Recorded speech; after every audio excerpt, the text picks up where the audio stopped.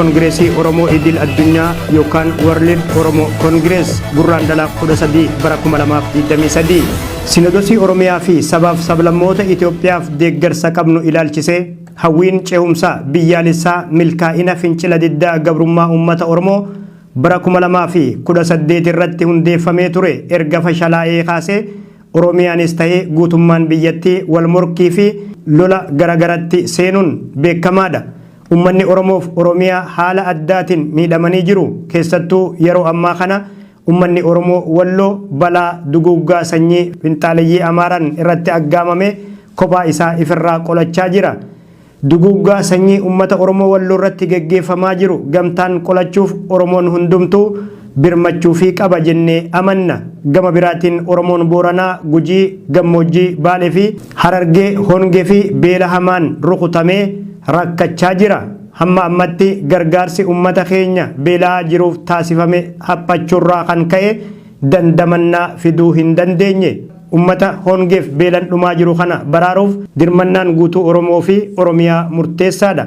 Waliigalatti ummanni keenya waggoota 4-5 dabran kana keessa balaa lolaa, hidhaa, ajjeechaa, buqqaatii biyya ari'amuu fi gaaga'ama olaanaadhaaf saaxilamee jira. Haalotaaf rakkinoota jiran kana cinatti jidduu kana wal dura dhaabbannaa fi wal falmiin biraa dhalatee jira. Falmiin kun garee hacuuccaa bara dheeraa itti fufsiisuu murteeffatee fi kanneen hacuuccan itti fufuu hin qabu jedhan jidduutti deemaa jira. Kongireesiin Oromoo Idil Addunyaa hacuuccan dhabamee walqixxummaan mirkanaa'uu qaba jedhee amana. Kanaaf tarkaanfiin abbootiin amantaa Oromoo mana sagadaa Ortodoksii Tawaahidoo ummata isaanii hacuuccaa jala jiru dandamachiisuu fi akka gaariitti dhaabbachuu dhaqqabuuf fudhatan ni deeggarra. Tarkaanfiin murtii Sinodosii Oromiyaaf sabaaf sablammoota Itoophiyaa hundeessuu isaan fudhatan seenaa hacuuccaa ummata Oromoo keessaa kan madde haqa qabeessa fi walqixxummaa kan akeekkate akka ta'e hubachuun barbaachisaadha.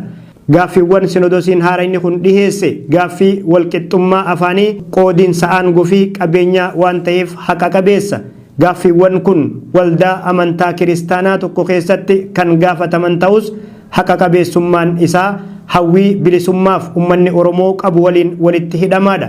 Kanaaf tarkaanfiin Sinodosiin Oromiyaa fi sabaaf sablammoota Itoophiyaa fudhataa jiru qabsoo ummanni Oromoo saboonni biyyattii taasisaa jiran boqonnaa haaraatti ceesisa jennee amanna. Ummanni keenyas waan danda'u maraan akka cinaa dhaabbatu yaamicha keenya kabajaa dhiheessina.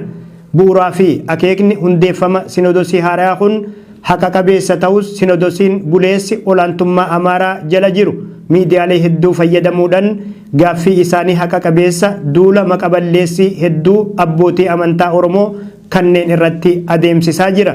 Qabiyyeen duula kanaa akka mul'ataa jirutti abboota amantaa kanneen qofa osoo hin taane eenyummaa aadaa, afaanii fi birmadummaa uummata Oromoo kan jibbu akka ta'e hubachuun ni danda'ama. Duula maqaballeessii fi jibbiinsa maqaa tokkummaa amantaa Ortodoksii eegsisuutiin adeemsifamaa jiru kana jabeessinee mormina. Gaaffiiwwan Sinodosii haaraan abboota amantaa Oromootiin hoogganamu kun hawwii bilisummaa uummata Oromoo hanga ammaa tuulamee gangalataa dhufe hundumaa kan hammatee ka'e.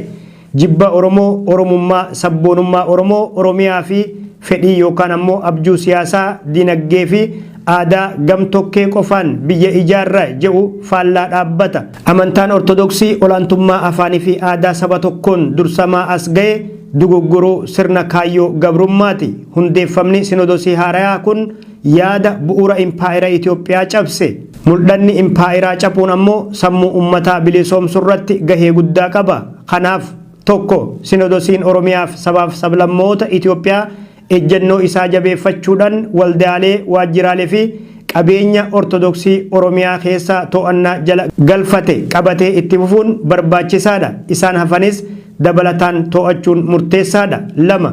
Bulchiinsi mootummaa naannoo Oromiyaa tarkaanfiiwwan Sinodosii haaraan kun fudhataa jiru deeggaruu fi nageenya hooggansa Sinodosichaa mirkaneessuudhaan dirqama isaa bahachuu qaba. 3. Ummanni keenya Sinodosii haaraa hundeeffame kana Sinodosii Oromiyaa fi sabaaf sablammoota Itoophiyaa gama hundaan deeggaruun hedduu barbaachisaadha. 4.